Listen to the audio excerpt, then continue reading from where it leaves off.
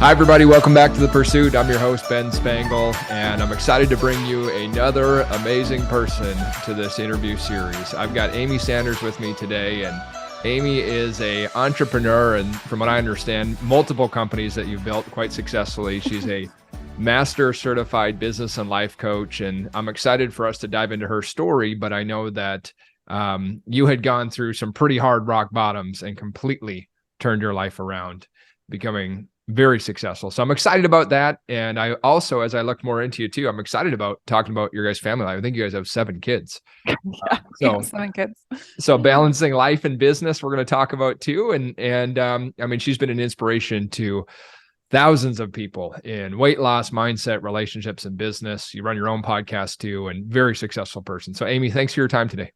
Well, thank you. It's always an honor to be on someone's podcast. And so thank you for having me. And then also when people introduce me, I'm like, oh my gosh, this is so weird having people talk about me. But yes, it's been quite the journey and I love sharing my story. So thank you for having me here. Yeah, my pleasure. So let's actually talk about that. I want to kind of go back to where you were and maybe even hitting that rock bottom. Life's great now, but I know there were some pretty serious things that happened. So let's talk about it. Okay. So I like to start where my life started, as a child. Obviously, like as a child, different influences pave the way for where you go. And as a child, I was told from a very young age just to say yes. No matter what, you just say yes. And if they are your elder, out of respect, you say yes. And really turn away from yourself at all costs. It doesn't matter how you feel. You just say yes. And also don't ask for anything. And if you do ask for anything, I'm going to tell you no. That was, my parents did the best they could with what they had, but that is really how they raised me. So, and I tell that because fast forwarding, I like to tell people how much of a people pleaser I was. And I still admit that I'm a recovering people pleaser. Okay. I'm a recovering people pleaser, but I was so far away from who I really was that when my first husband proposed to me, we had been dating for 3 weeks. Okay. A very important detail. We were dating for 3 weeks and he got on his knee and proposed. And when he proposed, he didn't even have a ring that was done. So it was just like, he opens up this ring and there's like these empty prongs of where a diamond or some stone should be. And we're in a complete blizzard. And I didn't even want to be outside, but he's like, no, come outside. We're going to go on this walk. I'm like, it's freezing outside. He's like, just come. So I go, and then he gets on his knee and he proposes, and I don't even know what to say because my body is telling me no, like, do not do this. This is not what you should do. I have all of the signs internally of like, this is a bad choice. And what I said was, well, did you ask my dad? And so he's like, yeah, I did. And I'm thinking, when in the world could you have asked my dad? You've met him like one time. It's been 3 weeks. But he's like, yeah, I did. And I was like, oh, okay. Well, what did he say? And he's like, well, he said yes. And I was like, oh, okay, then yeah. I mean, that is how I answered my proposal to my husband, the biggest decision you can make. And I like starting there because that just shows like how far away I was of actually listening to my heart, listening to what I wanted and choosing me. And so I entered that marriage. It was pretty rocky from the start. And even, it was unhealthy. We ended up having 3 kids. And when it got so bad to the point to where, I remember I had a daughter and then 2 boys. And I remember looking at my boys and I still wasn't listening to me. I knew that this wasn't the life I wanted. I felt like I was like looking in the mirror and being like, this is so not what I envisioned for myself. And I didn't even recognize myself. It's like, who are you? Like, why are you allowing to be treated this way? Anyway, just all the things. But I remember looking at my boys and thinking, I don't want these cute little boys to think that how their mom is being treated is acceptable because I don't want them to treat women the way I'm being treated. And so again, I wasn't listening to me as much as just like, what do I want for my children? And that was enough to start the ball rolling of getting out. Now, in that marriage, we were very poor. But I tell the story, and if you've listened to some of my stuff, you've heard me say it.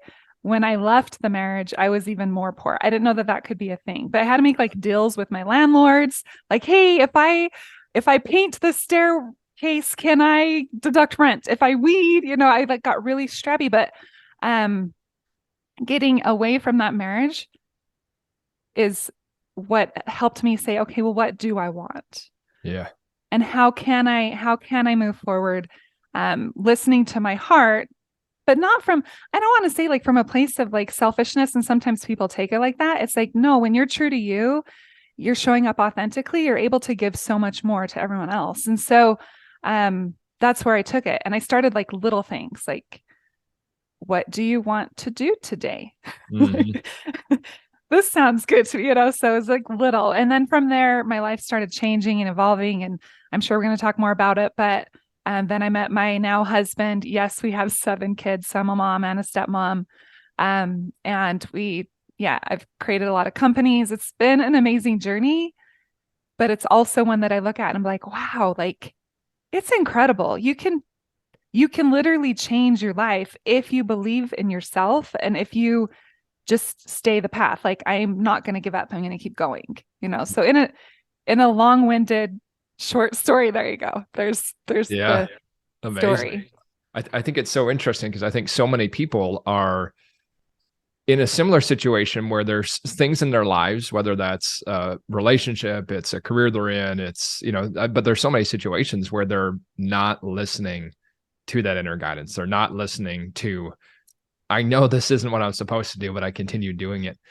And for you personally, having been there and done that in a very significant way, what have you found? I know you've coached lots of people too. Why do you think more people don't listen to that voice? I think out of fear. Yeah. I like, you get scared, like, and it's like fear and that you don't actually believe in yourself, which I didn't. I was like, who am I to think that I can do, whatever it is that now that I've created a lot of things, like it's that fear and it's the lack of belief. Mm-hmm. And, you have all these people around you that tell you that you can't or don't try it. Like when I was leaving, so I grew up in a religion that's just like very strict and all the things. And I mean, when I told my family I was going to leave my husband, I mean, people disowned me. People didn't even want, really, I lost friendships. It's like, I felt like I was wearing the scarlet letter, but it was the letter D. Like, don't hang out with her and her kids. She got a divorce, know? Right. And so anyway, you have all these people around you that you think are your friends or your support group. And then they're telling you that you can't. I mean, my dad, when I told him I was for sure leaving my ex-husband, my dad sat down and said, well, you can't do that. You've made a commitment. And I was like, right. And he's like, he treats you poorly. Yes. But you made a commitment and you need to stick to that. And you have 3 kids. And I told him I'm not going to do it. And he said, well, you have baggage. Like, he'll go on to remarry, but you have all of this baggage, as in my kids and myself. No one's going to want you. This is my own father. And so, and when I say this, it's like, I think a lot of people listen to those people. This is my dad. These are my friends. We listen to these people like, well, they say that I can't do it. Who am I to think that I can? And also they're going to judge me. We get so scared of judgment that we don't actually like listen to what we want. Yeah. And so it's letting go of some of those things. Yeah. I think it's one of the harder things in life. It doesn't have to be, but it seems like it's one of those harder things when you truly start to listen to yourself and not all the voices around you. And one of the things I love sharing with people, as I'm sure you do too, is just this idea is that the only person that can know what you want and what's right for you is you. Mm-hmm. No matter how well-meaning they are, even your dad, right? I mean, those are pretty intense things he's bringing. Why was he saying it though? From his perspective. And of course he loves you, and in his model of the world, that's what would happen. Right. So all they can give is what they know, but they don't know what's best for us. So, let's talk about this. So there's people listening right now. Some people are doing really well. Other people are feeling kind of stuck. Other people probably on their way up. But I want to talk to maybe and we all get stuck at times. So whether we're doing well or not, I want to talk to that perspective. So when you're feeling stuck, life's not going the way that you want to. Let's talk about some ideas, some strategies that can help people get unstuck. Yeah, I love it. So I like to teach what I call the model. I learned it from Brooke Castillo, if you guys are familiar with her, but it's just a thought model, and you may teach it too differently. I don't know. But when it comes to doing something, achieving something, or like when you're feeling stuck, being stuck is breeded from a feeling. We're feeling a certain way. And so we act from that feeling. And I want to back up and talk about so circumstances just are. Circumstances are something you can't change. It's things that are happening in your life. Like death is a circumstance. How you view how my dad dies is going to be different than how I view how my dad dies. Like you probably won't even shed a tear and I'll be like sad for months, So it's like circumstances just are, whether they're good, bad, whatever. Yeah. It's how we view them. Yeah. That dictates everything. So how we think about our circumstance is how we view it. And from every thought breeds a feeling. Sometimes that feeling happens, we think faster than the thought, but there's something that's bringing up that feeling. And so if you are feeling stuck, I would ask yourself, what are you thinking about? Yeah. What are you thinking about? Because when you're feeling stuck and you have this feeling of lack of motivation or whatever it is, that's how you're now going to start showing up in your life. And so the actions you take they're breeded from a feeling. And your actions, we know that actions create results. And so if you're feeling super motivated, or say you're going on vacation, you're so excited for this vacation. How is your energy? How are you showing up? What are you doing? You're packing your bag, you're planning what you're going to do. You're so excited for this vacation, Yeah. But if you have, let's say a podcast to film and you're like, I just don't feel like doing that. How are you going to show up? You're going to be dragging, turning on the computer. I don't even know what to talk about. I don't know. So, I've been in that space where I'm I just don't want to do this. But as soon as you hit record and you're going, you're oh, never mind. This is great. It's just so when it comes to someone getting unstuck, it's the same situation where it's okay, why are you feeling that way? And then ask, is it actually true? Because thoughts, we have upwards of 60,000 thoughts a day. And if you're a thinker, it's going to be even more. And if you're in trauma, because a lot of people can be stuck because they're in trauma. If you're in trauma, it's going to be even more. So if you're thinking 60,000 thoughts a day, that's a lot of thoughts. That's a lot of thoughts. It's a lot of thoughts. 90% of them are negative self-talk for the average person. So if you're thinking, okay, 90% of those are us dissing on ourselves. Yeah. Then we're going to be stuck. We're not going to be so it's stopping in your tracks to ask yourself, is this actually true? Is it serving me? What else can I think? I love that. I think that's so important. Just what you talked about is that life just is, circumstances are, right? And it's, the thoughts behind it, the meaning you're giving it, which is causing the feeling. So what you're talking, I'm sure you're a big fan of journaling, I imagine, but even to take those thoughts or to ask those questions, what am I thinking about that's causing me to feel stuck? Yeah. I mean, the truth is you're never actually stuck. It's just, the thoughts about it. Okay. So you start with that. So what am I thinking about? You're starting to examine that. You're becoming aware. And then is it serving me? Now what? I realize, so is it serving me? It's not serving me. Yeah. So it's not serving me if I feel stuck, right? Yeah. So it's not serving me. So now you can move into what I call a, oh gosh, I'll just left my mind, but it's leaving the word I want is leaving my mind, but sure, on purpose. Okay, so what do I want to intention? Yeah. believe? Intention, right? An intentional model. So what do I want to believe? And it might be a bridge thought, say that you think you're terrible, or I'm not worthy, or I can't do this. Some of those thoughts, I'm learning to love myself, or I'm learning that this can work for me, or I'm starting the belief that I can have this successful business, whatever it is. It could be a bridge one, or it could just be I'm a badass businesswoman. I mean, I told myself that all the time when I didn't even believe it. I was I'm awesome. but just over and over, I can do this. If someone else can do this, she did this. Why can't I? So it's moving into that. Yeah, you can, I can, whatever that thought is. Okay. And then from there, it brings a completely different feeling. A lot of times ones that totally get you unstuck. And then it's just you're going to go back to your old patterns of thinking. And so give yourself grace. You're learning how to train your brain, basically. You're changing how you're viewing the world. That takes a little bit of time, especially if you've been down this other road for so long, so just give yourself some grace. But that question, that like pause, like, wait, is this serving me? What can I believe to be true about this situation that will change the trajectory of how you're feeling, which in turn will change like how you show up, your actions. And then from actions, we get our results. So it sounds really easy, and it is technically easy, but it's just the implementation. Like, okay, no, I'm choosing to do this over and over and over to where it becomes easier. Yes. I've never heard the word used in that way. The concept, yes, but you called it a bridge thought. And I think that if we could dive a bit deeper on that, because I find many people that are watching, listening, they're already into personal development.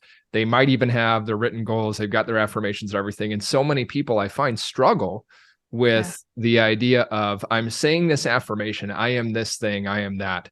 But then the feeling, of course, is totally opposite to it. And can you expand more on that bridge thought idea? Because I think that's a really powerful concept. Yeah, of course. Yeah. So the bridge thought, a lot of times people think if they just say affirmations, then it's going to work. But if you have this internal belief that it's a lie, then it's not going to stick. And I think this is where a lot of people fall short, is it's like not sticking. Yeah. And so I have a couple different things I do around this, if you're okay with me sharing it. Yeah, please do. First, the bridge thought. The bridge thought is something that you can believe. So let's say weight loss, like say you want to lose weight, but you've tried to lose weight so many different times, like doesn't work. And so a bridge thought is something that can take you from like I'm like skipping on my words. Sorry about that. Like the bridge thought is something in between. Like, I'm learning that I can love myself. Yeah. I'm choosing to believe. Like, it's like something that's in between that doesn't feel like a lie anymore, that you can believe. Yeah, even maybe something like, I like knowing that other people have been able to move from where I am. Something like that, right? You can believe. Yeah, I've seen other people do it. I know that I can too. Right. I have like a whole list of bridge thoughts written somewhere. I should have pulled them up, but yeah, they're just like, they're anything that you can believe in the interim while you're learning to, like, weight loss is easy. So right here, the weight loss one is like, weight loss is hard. It doesn't work for me. Okay. And so then the bridge thought is like, if it works for others, then it can work for me. I'm learning that it can work for me too. Yeah. I am doing the things, whatever those are, that will breed more weight loss. It's just like anything that's in the interim that's like, okay, I can believe that thought. I'm learning to love myself every day. I am taking the steps to, it's just like the in between, to where it's not hitting so hard where I could, that's a liar. Weight loss, I'm a liar. Weight loss is hard, or business is hard, whatever it is. It's like, okay, what can you actually believe in between, to where then in time you're like, no, this is true for me. I do love myself. I do love my partner. I'm learning to believe, or I'm learning to think about more positive thoughts towards my partner, whatever it is, Yeah. And the other thing I wanted to talk about with that is, when it comes to these like affirmations that a lot of times don't land, like people are like, I do affirmations every single morning and my life's not changing. Blah, blah, blah. I also like to tell them to journal, like, if you have certain things you're trying to achieve and it's like not happening for you, and those affirmations are just like, why don't they work for you? You probably need to do some forgiving of others.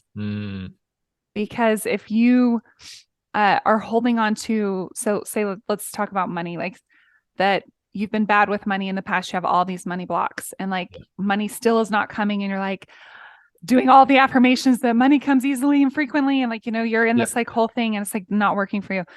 You probably have a lot of blocks around that, we're talking about money specifically. And so what you can do to release that is write out like different thoughts that you have, different things that have happened in your life around money that have been negative, because you're probably holding on to those. And then you literally need to forgive each one. It might be that you're forgiving someone for the wrong that they've done to you financially. It might be that you're forgiving yourself. Maybe you stole something in a store when you were little, and that's there, or that you were really, you weren't good with your money. And so you have to go through, and you really do forgive each one from a full place of forgiveness. And then it makes room for those affirmations to stick, because otherwise, like, your brain can be like, no, I don't believe you. No, I'm still holding on to this. Your subconscious mind holds on to so much. And so it's like, if you can let go of that and forgive. And remember that if you have to forgive someone else, forgiving is actually for yourself. It sets you free. Holding on to resentment doesn't. And so doing those two things, the bridge thought is really helpful. But then also, if you're feeling stuck, like look at what's gone on in your life. You might need to do some forgiveness. And then the affirmations can stick. Two such powerful exercises. I think so many people, if they're, whether it's in their business lives, their health, their personal lives, whatever, that it's so easy because of past experiences to, even though you want to think a new thought, they're struggling with accepting that thought. And I love what you're teaching with the bridge thought. I mean, that was worth our interview alone right there. Is amazing concept for everybody to apply, is the idea of a bridge thought, that if you're struggling with that in any way, in believing in the new you that you want to become, the bridge thought, I think, is one of the best strategies you could ever use, because it's a true statement. There's no argument from the intellect or the rational mind, but instead you can start to accept it and move into, I really believe, I think that the highest form of creation is I am something, right? Yeah. And however, to get ourselves in that bridge thought. And then, you know, it's interesting you bring up forgiveness. I'm reading Happiness is the Way by Wayne Dyer right now. And it's actually a book of his that after he died, but it was a combination of different talks that he did that he turned into a book. The chapter last night was all on exactly what you're talking about, on amazing forgiveness and the impact of that. And he told a story about how his birth father, who was not a very nice guy, and he never got to meet him. And he finally found his grave, and he spent 2.5 hours of forgiving him, even though he never met him, but for all these horrible things, forgiving him for all this stuff. And he said it was a life-altering experience. Yeah. Went on to write his first book, and, you know, of course he went on to make history, right? But totally. So I love you teach that. Let's switch gears. You've built 5 successful companies. You millionaire, multimillionaire. I want to hear some business tips in all your business building. What would you say, maybe 2 or 3 of the top lessons you've learned in building a business? Okay. The very first one that comes to mind is trusting other people. When you start building these businesses, for me, I'm like, I can do it better. I can do it all, you know, so I became the bottleneck of, and this was a hard lesson for me to learn. And I still think I learn it. Like I'm still learning it in times, but trusting other people that their brains, more brains are better than one. But also if you hire the right person in the right position, they're going to be able to take your business a lot farther than if you try to do everything. And so if you're new to business, that might be a little bit down the road for you, but be open to that. Like, what can you delegate to give you more bandwidth to do what you're good at, and let them do what they're good at to push your business forward? That is the biggest lesson that I've learned, and I've learned it the hard way. So I was really good at being the bottleneck. So that's number one. Yeah. I think that's impacting a lot of entrepreneurs, is that even the idea of I can do it faster, I can do it better. And it's like you say, it's something they could easily be delegating or getting somebody else to do, to focus on those high value priorities and what you're great at. Yeah.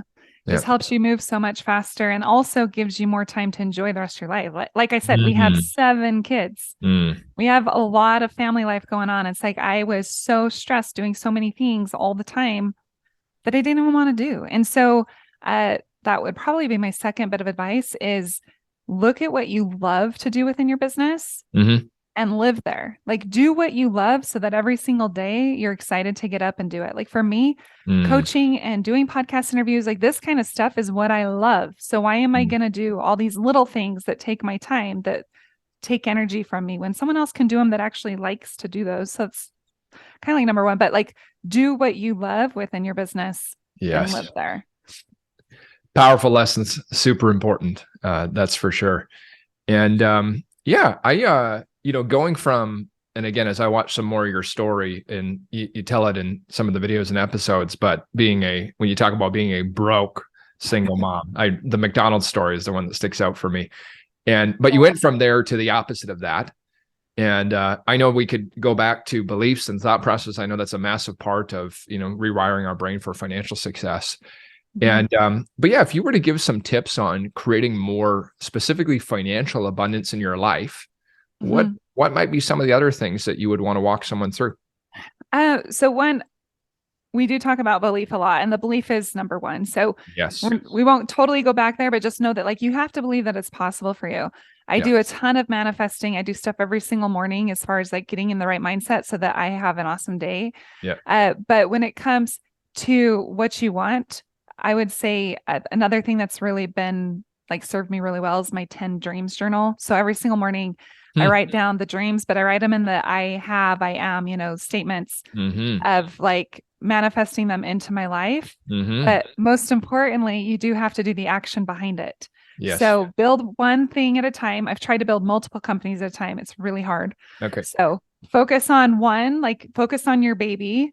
And as it's growing, just put all of your energy in there, but action has to be part of it. Like, what are you doing and how are you showing up to your business?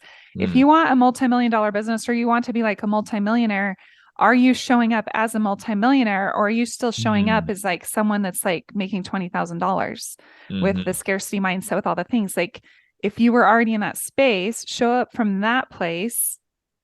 Like if I was this, how would I be in my business? Well, you would delegate. You would call shots. You wouldn't be like back and forth. You would make decisions quickly. You would look for new opportunities that would push you forward, so that's one thing I've done. Another thing is I'm a huge advocate of like multiple streams of income. Okay. So which is why I have multiple business, right? So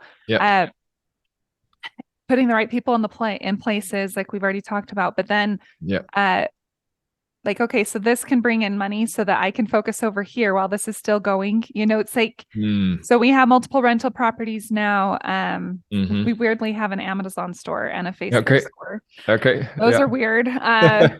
We have a swimming lesson company where we like run 300 kids through a 10-week program. We have multiple things that just bring in income. And we also have other forces of residual. So look for ways, like be open to what else can come in, and then doors will open. Like I didn't ever think I would have a Facebook store. Why would I even want that? But because I was always having the conversations of like what people are doing, that came into our lap, and all I had to do was set up a few things and then other people run it. Well, sure, let's do it. Wow. So just being open. I don't know. Hopefully that was somewhat clear, but that is clear. And I think it's so great too, is the idea of, when you're building a business to start, build it, get it up and running, right? I think sometimes people are chasing too many things at once. But then I love how you talked about that last tip there of just being open. And, when, again, pretty much everybody listening is things they want in their lives. Many of them are asking for more financial abundance. It's something they're sending out. Universe, give me this. God, give me this. And, but then very fixated. And I know I've been like that at times in my life, very fixated on it. It needs to come this way. Yeah. This is my plan and this is how it's going to happen. And I think what you're sharing is that when you can actually, like the Facebook store is such a great example of, you were never planning on doing that. It was never even on your radar, but you're open. Yeah, I'm open. And things come. Like right. People will have conversations with you. Like you meet new people. They're like, oh, I'm doing this. And this is, we also have, I don't even know. It's like this merchant account. Okay. Now, this is not a ton of money, but it's something that comes every single month. So my husband and I, it's like $2,000 a month that just gets deposited into our account because we own a merchant account that other people run. It's $2,000. Like, why would we say no to that? And it took us a few hours to get everything set up.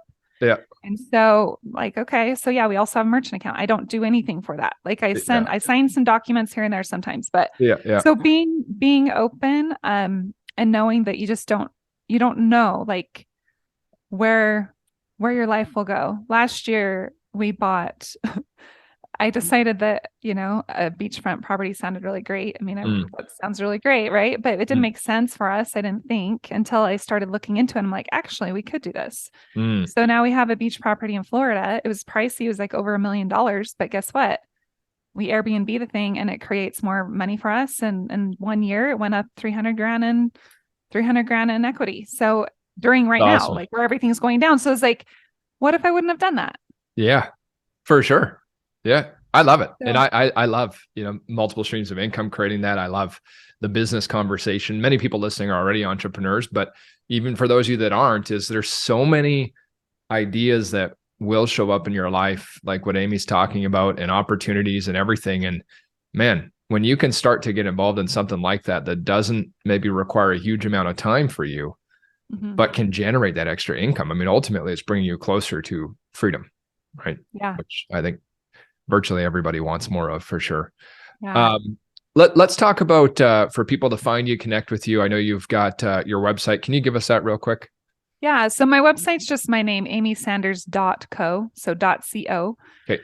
And I also have my podcast, which is the Thrive Her podcast. I work a lot with women, teaching them, similar concepts to you, like what's possible and showing them that they can. I love getting my hands on a woman, showing her what her strengths are so that she can live in her strengths. And as she expands those, just like show her how she can open up doors for herself. Like, we're all such powerful people. I love to see people like step into their power and live from that place. So cool. On that note too, anything that you're working on specifically right now that might be a great resource for them or for them to look more into?